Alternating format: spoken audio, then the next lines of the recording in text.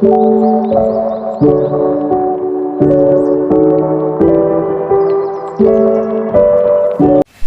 selamat siang, salam sejahtera untuk kita semua. Assalamualaikum warahmatullahi wabarakatuh.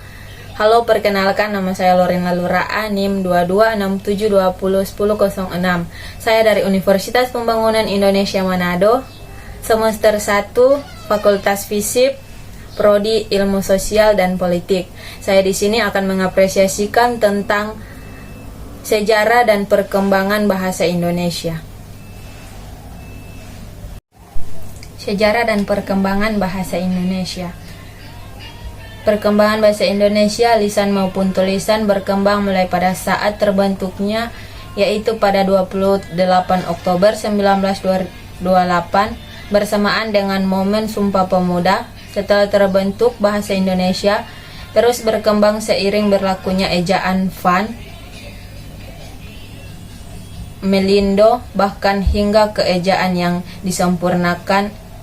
Ini adalah beberapa contoh sederhana bagaimana bahasa Indonesia dengan khalayak umum merupakan bahasa Melayu yang menjadi lingua franca atau bahasa penghubung di Nusantara kala itu. Bahasa Melayu telah ada dan digunakan terlebih dahulu. Keberadaan bahasa Melayu pun dapat dititik dalam saat persiapan Kongres Pemuda tahun 1926. Bahasa Melayu pun dapat dititik dalam saat persiapan Kongres Pemuda tahun 1926. Para pemuda masih mempermasalahkan tentang sebutan Bahasa Persatuan Indonesia. Kemudian M. Tabrani mengusulkan bahasa Melayu diganti dengan istilah bahasa Indonesia, dan hal ini pun disetujui bersama pada 2 Mei 1926. Badan Pengembangan dan Pembinaan Bahasa, Kementerian Pendidikan, Kebudayaan, Riset dan Teknologi dalam laman resminya telah mencantumkan bahwa bahasa Melayu telah berada di kawasan Asia dan khususnya Asia Tenggara sejak abad ke-7. Pernyataan ini juga tentu didukung oleh adanya beberapa prastis seperti prastis Talang Tuo di Palembang, bahkan prastis Karangberai di Jambi. Keberadaan prastis-prastis ini telah ada sejak tahun 680-an. Selanjutnya, untuk sejarah dan perkembangan bahasa Indonesia dapat disoroti melalui Saman Sriwijaya yang menggunakan bahasa Melayu untuk menjadi bahasa pembelajaran, kebudayaan, dan sehingga pada saat penyebaran agama Kristen oleh para pendeta dan orang Belanda pada saat masih berada di Indonesia, bahasa Melayu yang menggunakan cikal bakal bahasa Indonesia telah berkembang dengan sangat pesat di Indonesia.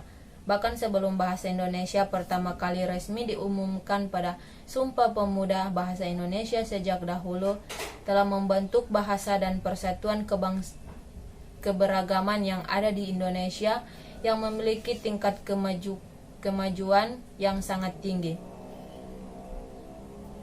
Bahasa dan dasarnya adalah media untuk berkomunikasi ternyata memiliki eksistensi yang lebih lagi. Bahasa mencakup hampir seluruh lampiasan masyarakat, bahkan kebudayaan itu sendiri. Banyak sumber yang mengupas fungsi bahasa Indonesia. Salah satu Arifin 2018, kedudukan bahasa Indonesia memiliki fungsi berikut. 1.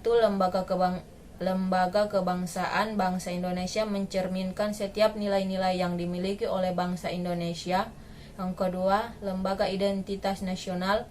Bahasa Indonesia merupakan identitas ataupun jati diri dari orang-orang ataupun penduduk Indonesia.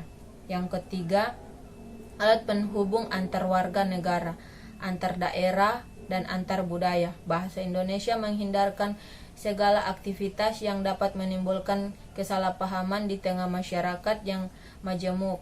Yang keempat, alat pemersatu suku budaya dan bahasanya. Bahasa Indonesia mempersatukan setiap suku-suku di Indonesia yang memiliki bahasa dan kebudayaan yang berbeda.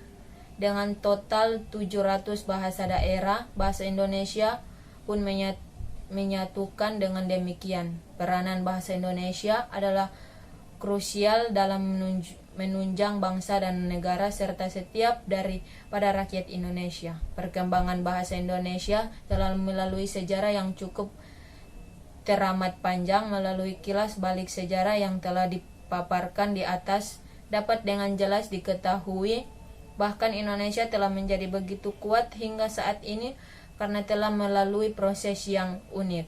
Berawal dari bahasa Melayu, kontak dengan budaya asing yang kemudian menggunakan bahasa Melayu dan menjadi bahasa yang akhirnya diganti dengan istilah bahasa Indonesia pada tahun 1926. Bahasa Indonesia kemudian masuk ke dalam 3 kategori perkembangan, yaitu yang pertama, bahasa pemersatu. Bahasa Indonesia pada awalnya diikrarkan oleh para pemuda kembali pada tahun 1928 pada tanggal 28 Oktober dalam Sumpah Pemuda yang berbunyi, "Kami putra dan putri Indonesia mengaku bertumpah darah yang satu tanah Indonesia.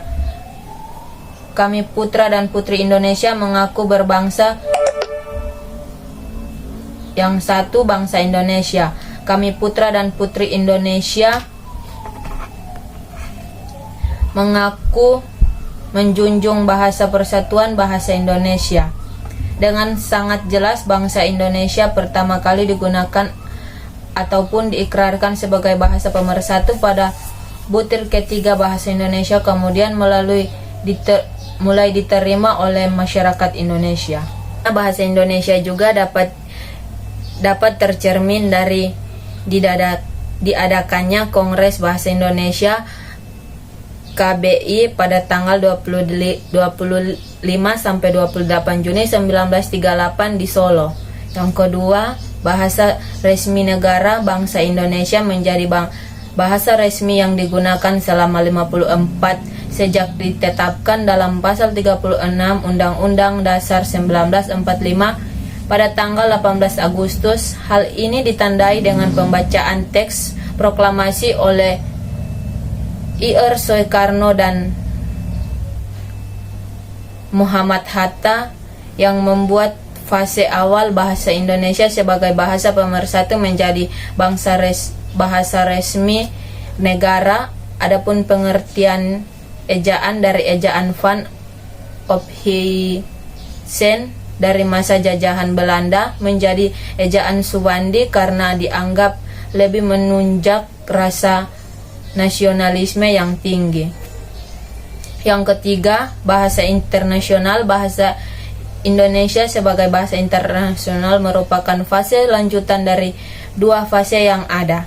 Hal ini telah dicanangkan dan dilakukan terbukti dengan adanya Kongres Internasional Bahasa Indonesia yang mengambil tempat di Jakarta pada tanggal 28 Oktober hingga 1 November 2018. Undang-Undang Nomor 24 Tahun 2009 tentang Bendera, Bahasa dan Lembaga Negara, serta lagu kebangsaan juga ikut mendukung bahasa Indonesia menjadi bahasa internasional, khususnya pasal 44 ayat 1. Salah satu bukti dari tindak lanjut untuk fase ini adalah adanya tenaga dan buku-buku bahasa Indonesia bagi penutur asing.